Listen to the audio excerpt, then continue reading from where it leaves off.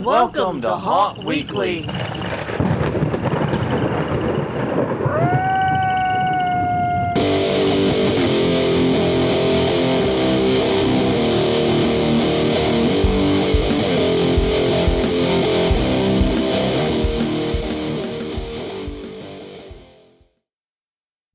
Hello, everyone. I'm Jonathan. I'm Crystal. And this is Haunt Weekly, a weekly podcast for the haunted attraction haunted entertainment community. Whether you're an actor, owner, or just plain aficionado, we aim to be a podcast for you, and we return to you this week late.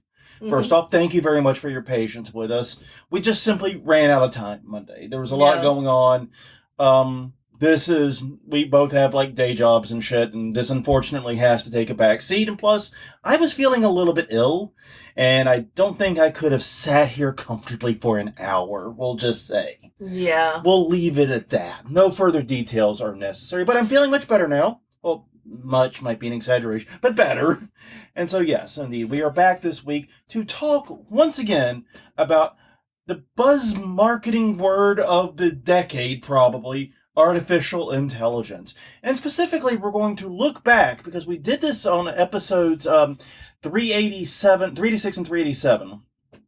We're going to look back, it's been over a year, look back and talk about some of the ways in which AI has evolved, and some ways you may actually be able to use it in your haunt right now. But if that's not your cup of tea, definitely understand. Check out other Haunt Weekly. There's 449 other episodes. I can't believe it. Can you? No, there's 449 other episodes. You can find them at hauntweekly.com. We're also Haunt Weekly on X/Twitter, Haunt Weekly on Facebook, youtube.com/Haunt Weekly's YouTube channel. Every episode is there for easy access. And also wherever you get your podcasts from, you probably find them there as well. Well, let's see. Work we did for the haunt, none. We're in the middle of the July heat bubble. We couldn't. We're looking at possibly this weekend getting some wood for the haunt. Yeah. Making a trip and doing the truck rental and everything to get OSB 2x4s. Not OSB. Not OSB. Plywood. Yeah. Because, to replace the OSB. Exactly. No, but my brain was thinking to get rid of the OSB. Get plywood. My brain was thinking what we're eating. And then the reason for that is, as we discussed briefly last week, lumber prices are at a 5-year-ish low after going sky high for a bunch there during the pandemic there. So, yes, we're hoping to do that so we can finish some builds that we've been planning for some time, mostly getting rid of the last of the OSB. Yeah. Just upgrading everything to plywood. There's no reason to give ourselves the headache in painting and maintaining that shit anymore. So we're looking forward to that. That's going to be great. But with all the heat, though, we have been super careful about not exerting ourselves. Even just being outside to go to the car has been challenging enough in some of this. Because it feels like temps in the 120s. Yeah, off and which on. is unusual for us. Yeah, I mean, we usually have high, feels like temps, but that's a little cray-cray. Let's see, every week we do ask a question a week. Last week we asked, what is your favorite haunt theme? And got a lot of interesting responses. Tim Fowler said, classic Halloween, pumpkins, hay bells, and scarecrows. Hey, nothing wrong with the classics. They're classics for a reason.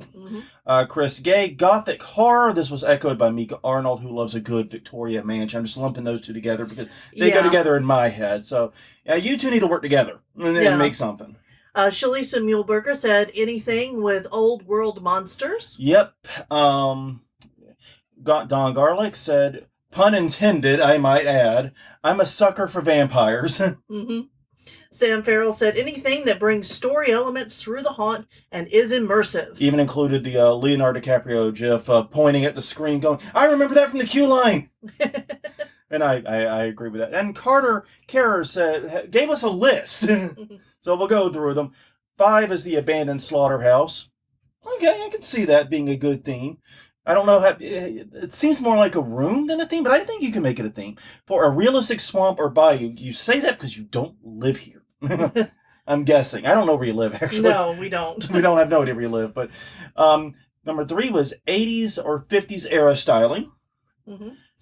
Number 2 was an old school no profit haunt vibe with pro level props and acting, which that's kind of what we shoot for. Yeah. The pro level build and the pro level acting, we don't do a lot of props because no budget. Yeah, but, which goes into the no profit. Yeah, thing. And the number one is realism, like phobias of heights, snakes, clowns, and drowning. Phobias are always tricky because you either got a phobia or you don't. Yeah. Like, if you have chlorophobia, which is the fear of clowns are the fucking scariest thing on the planet. Mm-hmm. But if you're like me and you grew up watching Bozo and just don't care, you're mildly annoyed by clowns at most, it's like, oh, yay, clowns. Yay. Yeah. And that's the other problem. Like, and we've been in this situation. 13th Gate had a snake room. Crystal and I are like, oh, snakes, nice, Yeah. There's a slithery there. And then we accidentally took a friend with with a fear of snakes through. The game changed instantly for them. Yes. Yes, we did not know that they had phobias. Their two phobias are elevators and snakes. So, if you know anything about the 13th Gate, you start out in a elevator, and then you walk through snakes. Well, I think they got rid of the snake room since. Yeah. But, yeah, the snake room was Recently, fairly recently, yeah. But it's like, good God, we had just tortured our friend. Yeah. And no wonder she moved to Slidell. Probably a smart fucking move. Get away from us. Yeah, no, we had no idea, though. No idea at all. There was no way for us to know that. I have never been dragged like that by someone technically about half my size. Yeah. She dragged both of us whenever she heard that the snakes did not always stay in their neat little pen. Yeah. And dragged us running to the car. And yeah. they're very, very strong when properly motivated. Yeah, bye. We'll see you next year. We leave. Yeah. Okay, so this week's question of the week is related to the topic. It's, what do you think the next tech revolution for haunts is? I'm going to be following the responses on this one because I do not think it is AI. I'm going to say that now. I don't think it's AI. I think it's going to be something else that really comes onto the scene. I think maybe it could be AR stuff, like we saw with the phone games and all that. No. I'm surprised we haven't seen more haunts play with that. I don't think it might be VR, but I think VR is kind of on the downslope too.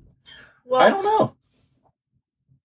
So as an industry, in large part, we are behind the times with tech. Yeah, that's true. So we could just see a surgence of tech in general that just hasn't been implemented. Man, that is true. But I don't know. Yeah, I'm going to be very, very curious to see what the responses to this are, because I don't think it's going to be AI. And we'll get into why in just a minute. We got to do conference reminders, so we'll get there in a second. But yeah, I don't know. I'm going to be curious what other people think, what other people have their eyes on, because I don't know. I just don't think AI is going to be it, but I do think there are some potential uses, which is why we're doing this episode. But I think AI is not going to be a huge revolution. It might be an iteration, not a revolution. Not going to be, you know what I mean? So I could see it being used with things. Yeah. I think, and one of the points we'll come around to is I think Apple has the right idea that AI is a feature that you bake into things, not a product unto itself. Yeah. So I think that's going to be a big difference. So, yeah. And I think it needs a rebranding, too. Oh, God. And we'll get into that. Jesus, it needs a rebranding. Yeah. Oh, Lord, it needs a rebranding. Oh, man. But, yeah, so let us know. Let us know what you think it's going to be. HauntWeekly.com, Haunt Weekly on Twitter, Haunt Weekly on Facebook, and YouTube.com/Haunt Weekly. All right. Well, it is an even number episode. That means it is time to do the conference reminders and kick us off, Crystal. All right. July 26th. It is Midsummer Scream in Long Beach, California, at the Long Beach Convention Center. midsummerscream.org for more info. All right.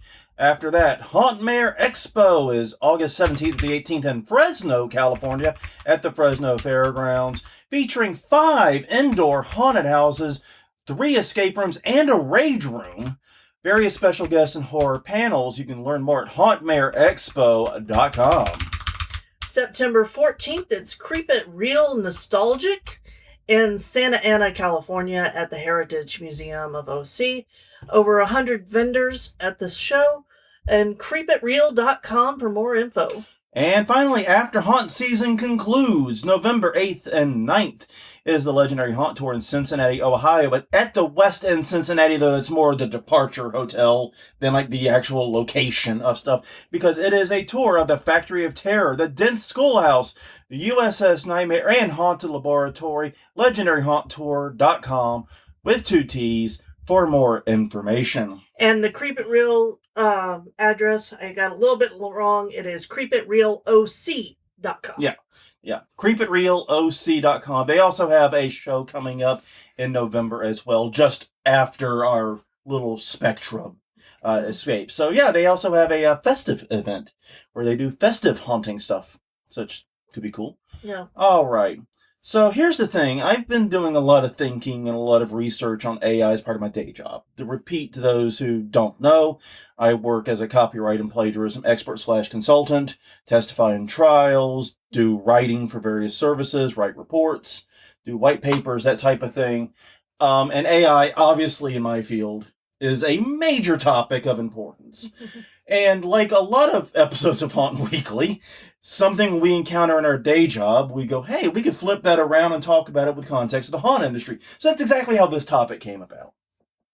Now, basically, the last time we did this was a little bit over a year ago. At that time, ChatGPT had just launched. And we were still kind of dealing with the initial fallout some. We've had another year of it. We're getting to the 2-year. November 30th will mark 2 years of ChatGPT launching. And no, I will not say it any other way. I know. ChatGPT. Christ. I know. But anyways, it's been about 2 years since it launched now. We're getting to that point. And some of the hype and it's sort of a good news, bad news situation, as my mind. First, a lot of the hype/fear has faded. I think we're getting a lot more of a realistic look at what this tech is going to do. Because, like, when we did this in, last year, it was, the world's on fire, everybody's job's about to be eaten up by the AI overlords, everything's ending, panic. There was a lot of that going on. It's not that anymore. The fear and the hype seem to both have faded some. We're getting a more realistic picture.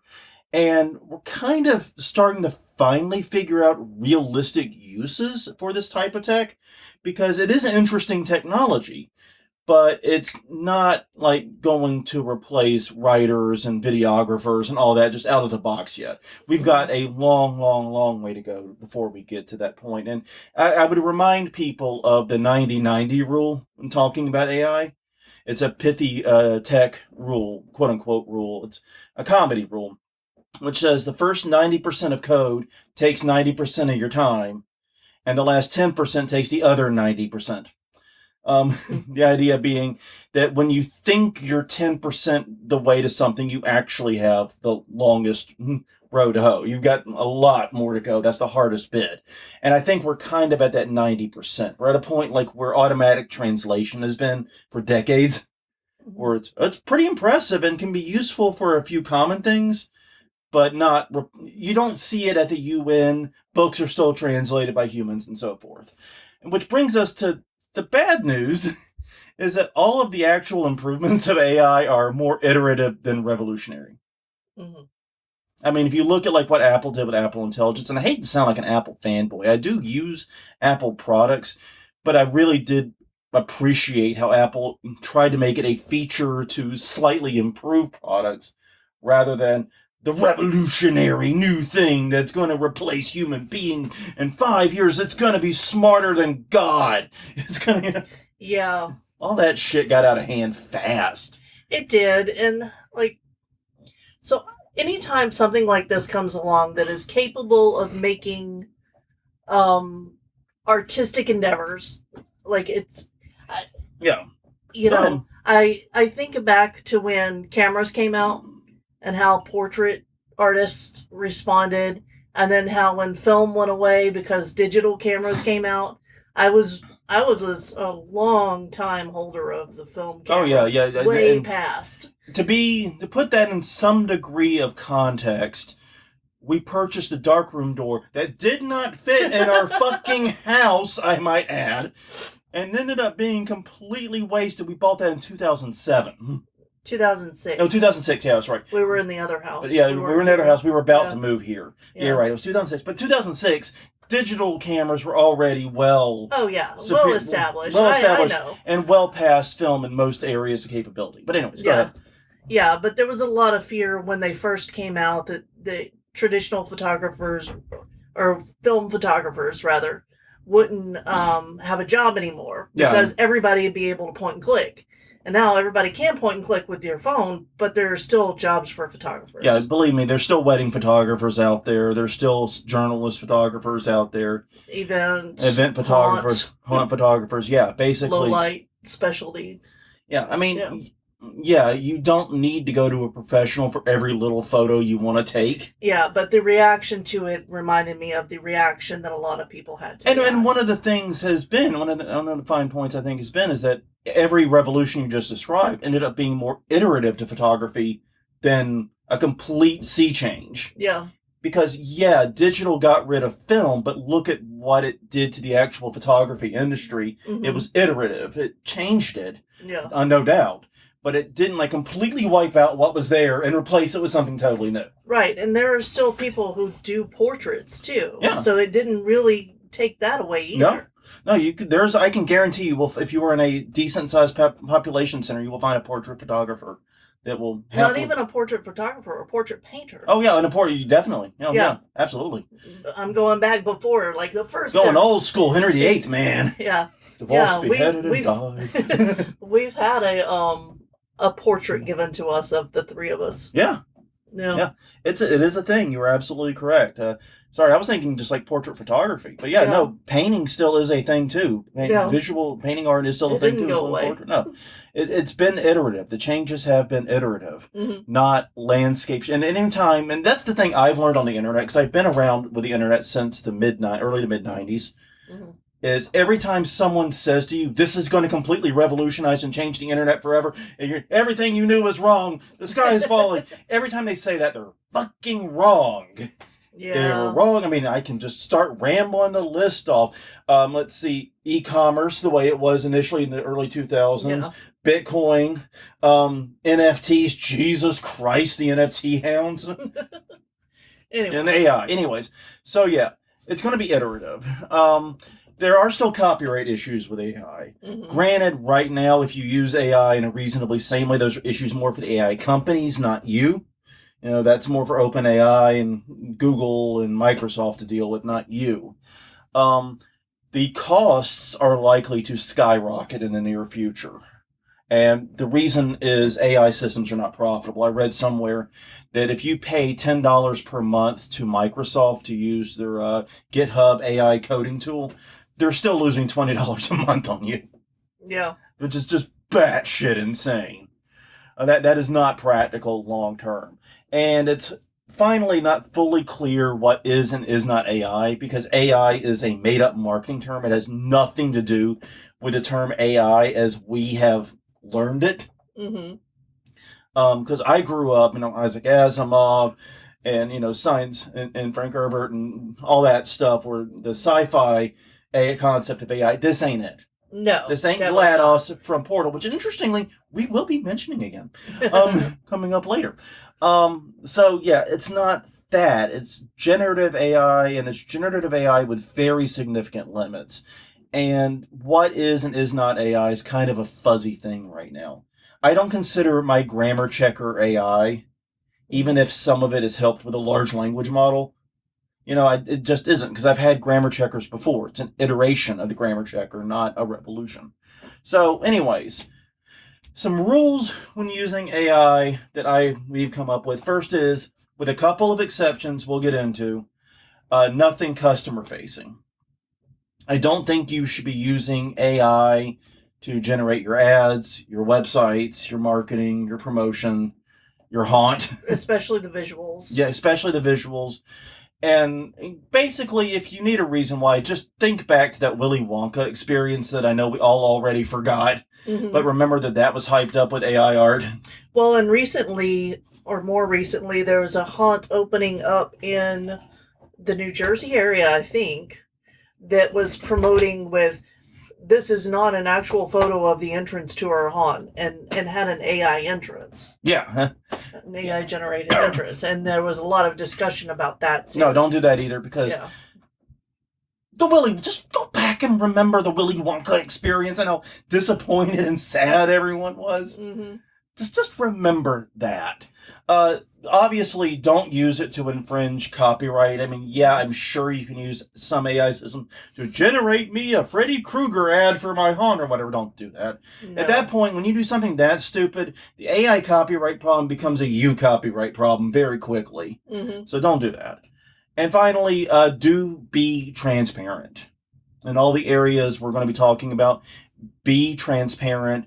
Admit that the system is AI. If you don't want to use the term AI, just say that it is automatically generated. Yeah. Which is accurate. And honestly, it's more accurate to say it's that than AI. Yeah. I mean, right? Yes. Intelligence is questionable with it right now. As one of my friends has as his email signature, AI putting the artificial in front of intelligence since forever. I love that quote. All right, so here are 8 total things that we think you might be able to do with AI for your haunt right now. And the first one is, I'll lead in because I'm actually excited about this one. Okay. The first one is website chatbot. Now, okay, chatbot, once again, this is that iteration thing again. Mm-hmm. Automated chatbots have existed for a long time, but they have been shit almost across the board. Having tested a few AI chatbots, they are surprisingly good. And here's the thing. You can use a regular chatbot and say, yes, our hours are blah, blah, blah, blah, blah, blah, blah. We are located at blah, blah, blah, blah, blah, blah drive in whatever city and state. You can do all that already. You can ticket prices and all that. What an AI can add to that, and I've actually seen the modules for it, is if someone tells the chatbot, hey, can you give me directions to your haunt? They will take the address that they give and give them automated directions. Is it nothing more than a quick Google Maps hookup? Yes, but that is something automated chatbots have struggled to do in the past. And it can also help funnel people through the online checkout process, which is something that automated chatbots, which are just designed to answer with information, have struggled to do. These systems are significantly better and can probably handle like 90+% of the queries. And I'm going to wager it's way more than 90% because I'm pretty sure you can handle 90% of the queries you get on your phone line with a well-worded message. Hi, you have reached blah, blah, blah haunted house. Our hours of operation are these days, these hours. We are... Yes, but how many people just skip that recording and try to get to a person? Which is why a chatbot that plays the role of a person for a minute there might be helpful. No. Which is why I think this might be useful instead of a recording, is exactly that problem. Mm-hmm. And boy, have we seen that firsthand. I'm tempted to add one on our site, but you do need to have a quick way for people to request a human if their question cannot be answered by the chatbot, and you do need to be transparent about it. But yeah, this can actually really take a lot of the load off frontline customer service who are sick and fucking tired of answering the same 6 questions every night. Yeah. Just a thought. Number 2. All right, ideas for stories and characters. Now, I know that we harped on this once already. Yeah. And AI writing isn't ready for the big leagues. Like, it's not going to give you a polished story that you can just run with. Yeah. But it can be a good place to get inspiration. Episode 387 is where we did the AI stories. Yeah, we just had AI crank out 5 different stories for us. Yeah, and we just read them. And then reviewed them and talked about them, but yeah. Yeah, and those were just, give me a haunted house story. They weren't even like, give me a story based on a theme. Yeah, we literally just went in with, hey, haunt story, go. Yeah, because it was like 3 days after it was available to everybody. But yeah, the stories weren't all bad. They were a little bit samey, but, you know. Well, and they all would have needed polish and rewriting and human. But the idea and the general concept in a couple of them wasn't horrible. Mm-hmm. And one even I recall thinking was actually pretty good and felt pretty unique. Mm-hmm. You know, so yeah. Yeah, but don't just trust it. Like whenever GPS started, first came out and people just drove off into rivers and stuff. Don't do that with AI. Yeah, don't do that. Don't please. Just hand over it unless, that's something that you're willing to risk. Yeah, once again, see Willy Wonka event for more information, because they also wrote the script using AI. Yeah. I mean, yeah, the Willy Wonka event should just be a giant warning about relying on AI. Yeah. Now, if you did want to have like a character, going back to the character Mhm. idea, you could ask it to generate an image of a character that does this and this, or a script for a character that isn't quite human, you Yeah. know? Because AI definitely does not talk like people No, talk. no. And you can use it to come up with details and elements of a character that you might not have. Exactly. Like, okay, I've got a character that's like this. What might their backstory be? What could be elements for their backstory? Yeah. Things like that.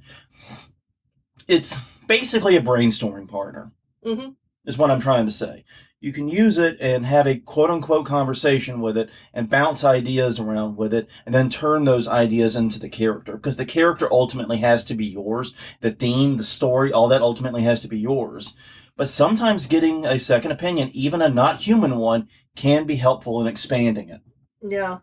Have you played around, or is it able to do like the make a story by, you know how sometimes kids will play the game where I say a line, a sentence, and then you say a sentence, and then eventually we have a story. Which is coincidentally, that's how the Rift Tracks people wrote their Nicolas Cage mystery novel. Yeah, exactly. Can AI do that? I don't know. I have with a not person? tested that. I do Okay. not know. I'm just curious. I'm curious too now. I have no idea, but that would be fun, and that might just be a fun game more than Yeah. actually anything productive coming out of it. So yeah, but basically the idea of using it as a brainstorming partner, I think, is pretty good. Because once again, then that's not putting you at a lot of risk of copyright. These ideas are not copyright protectable. And basically you're just using it like you would use the guy next to you at a bar talking about, your character or whatever like that. You're using it the same as you would use another person. Okay, number 3 has been the AI use, and I put that in some heavy quotes, that I have found most important: grammar and writing help. Let's be honest, a lot of haunters are not the best at grammar and writing in general. And basically, when doing everything from writing stories to just doing the daily correspondence, we can be a bit of a mess. And so I've used Grammarly. I've actually got a year subscription right now. I think I'm on month 2 or 3 of it. And I've really been enjoying the help it provides with clarity, conciseness, and general cleaning up my writing. Because I tend to be rather verbose when I write. You don't say. I don't say. You don't say. Big shock. Why'd I just turn Homestar Runner? No clue. But no. So it's helped a lot with that. I do not use the AI generate text feature because that's my job. Yeah. I am the I that does that. I am the I. Usually I'm the a-hole, but I'm the I-hole. But I do definitely use the grammar and spell checking, and I do think it has been improved because I used Grammarly prior to these updates where they were using LLMs, and the grammar checking just sucked. It didn't work properly. In fact, I canceled the subscription in such a pissy way that I'm kind of surprised they let me back. Yeah. I'm a little bit surprised that my account still worked. Mm-hmm. So, yeah, I would say this is a potentially good use. And it's not just obviously for haunters, it's for everyone. But I think this would be a use I would be seriously thinking about if you're struggling with correspondence and all the writing that you have to do as part of just running a business. Yeah. All right, next up. All right, graphic design help.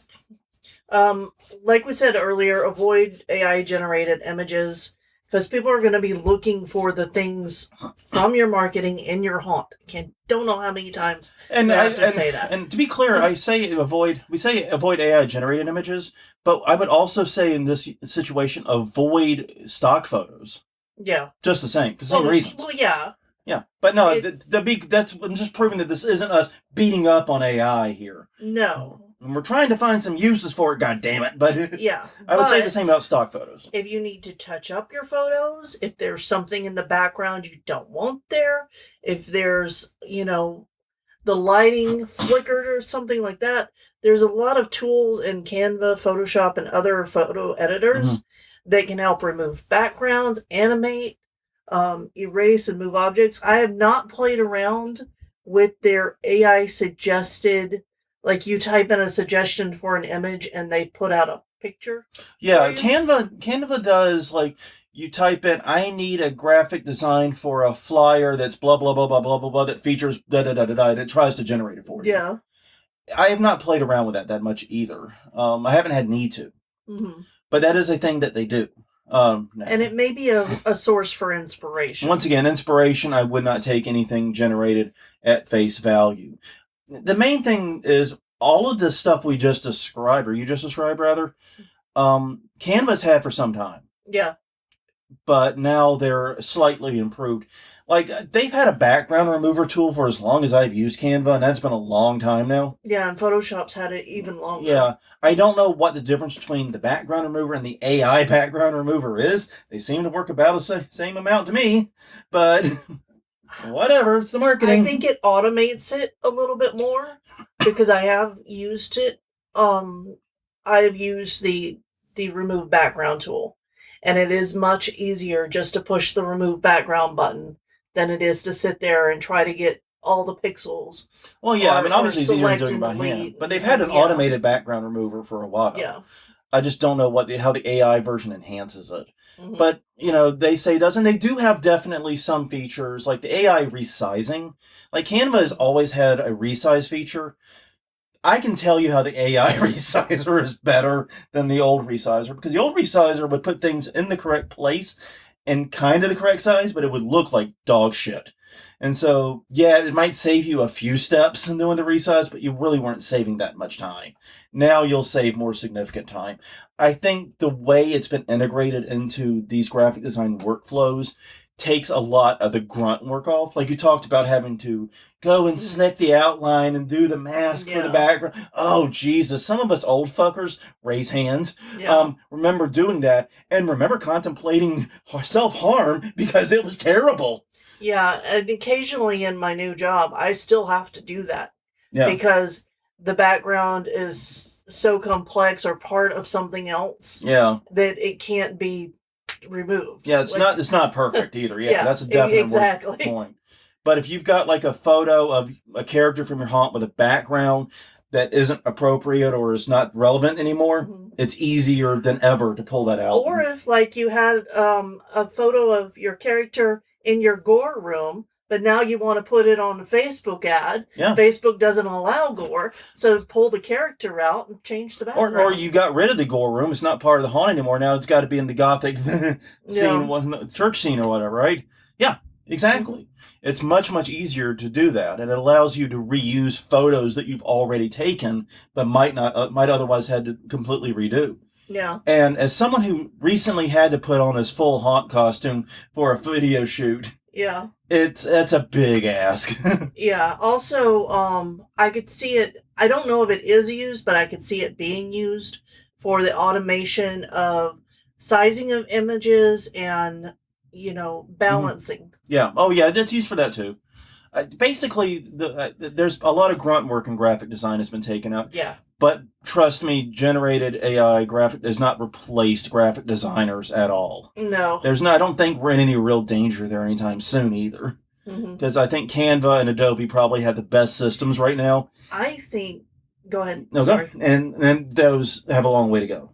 Yeah. And I think it would be really fun to take photos of your haunt and say, take this picture and make it a Christmas themed picture.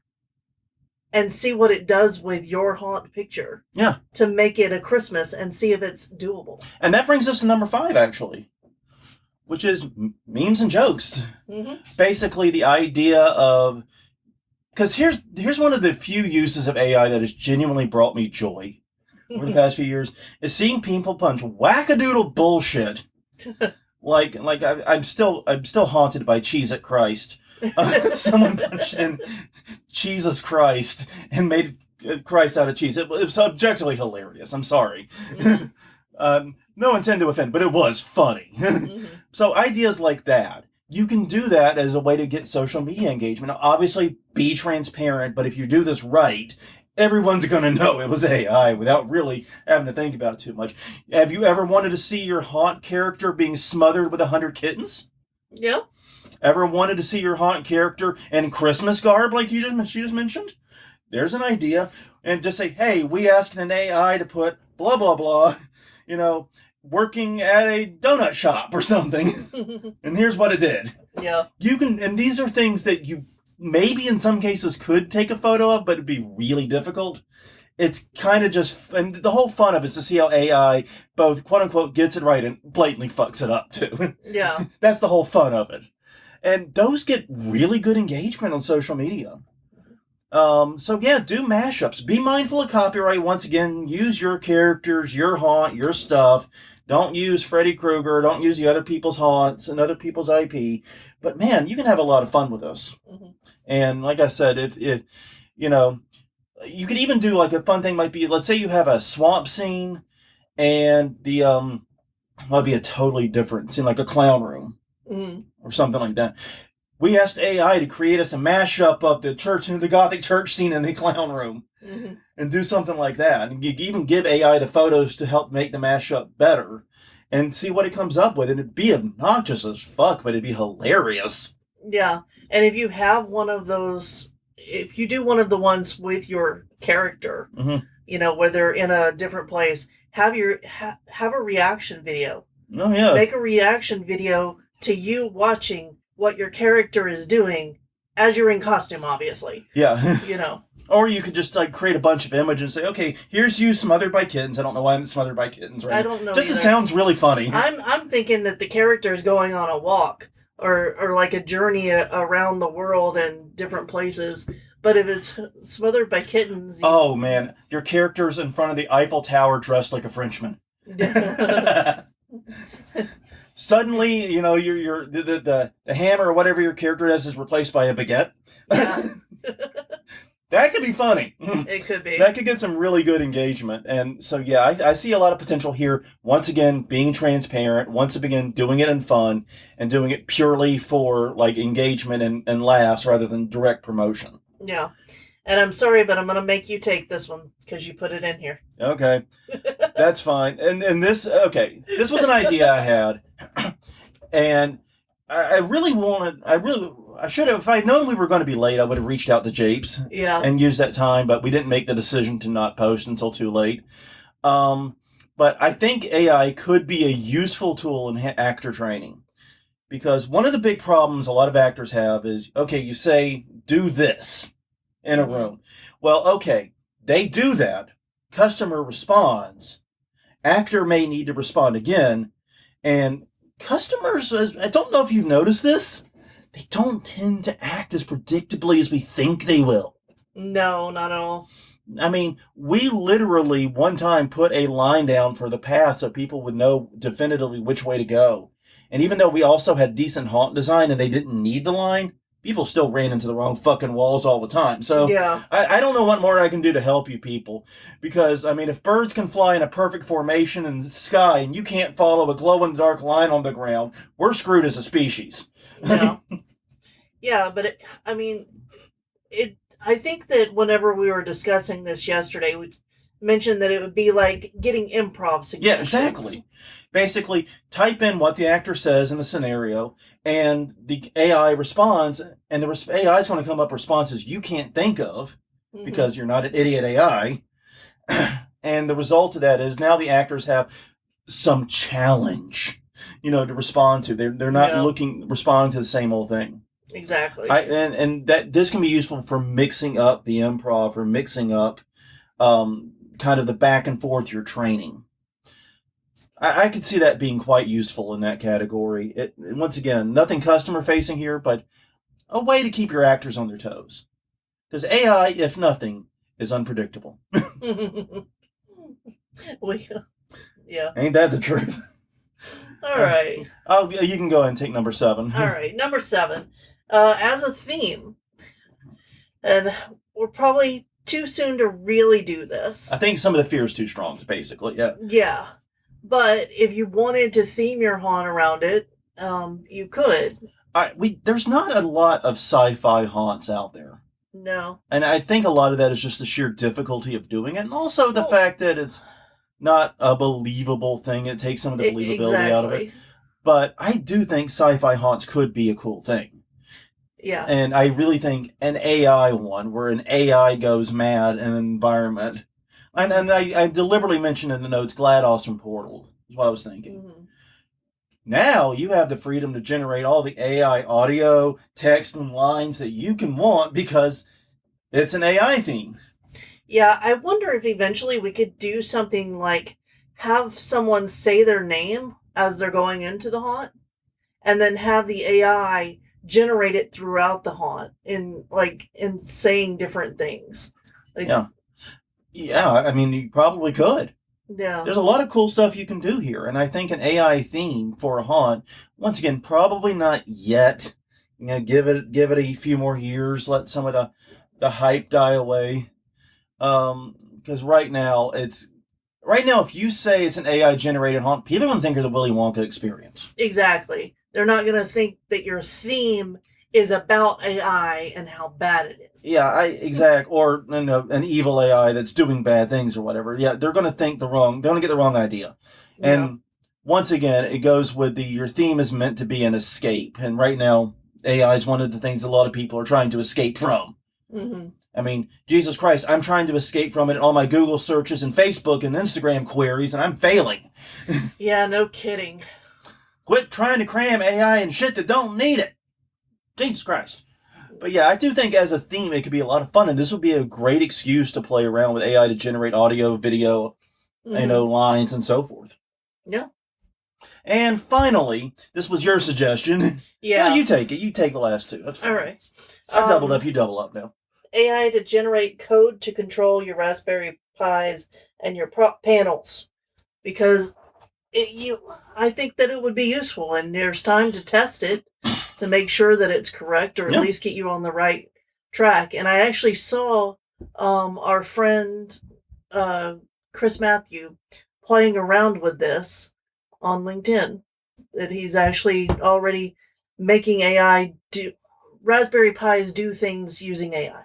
Yeah, there's a lot of open source AI code out there that's free just to copy and use. Yeah. And that stuff probably should be your first destination, just because a lot less testing has to go into that, because the humans did it for you, hopefully.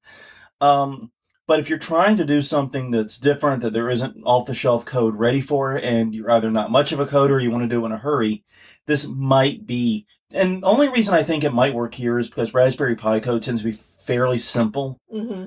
I have no worry of AI replacing human programmers, especially for complicated projects. No. But for Raspberry Pi, simple controller-based stuff, I think you got a point here. It could probably generate something reasonably useful and help non-coders or burnt-out coders working in the haunt industry get started. Yeah. Oh, and one thing that I forgot to mention in some other section would be that I recently had a project where I had to read a lot of script, and I did look into several services for AI voices to do the voiceovers, and I think that those are getting close to being able to sound close to human.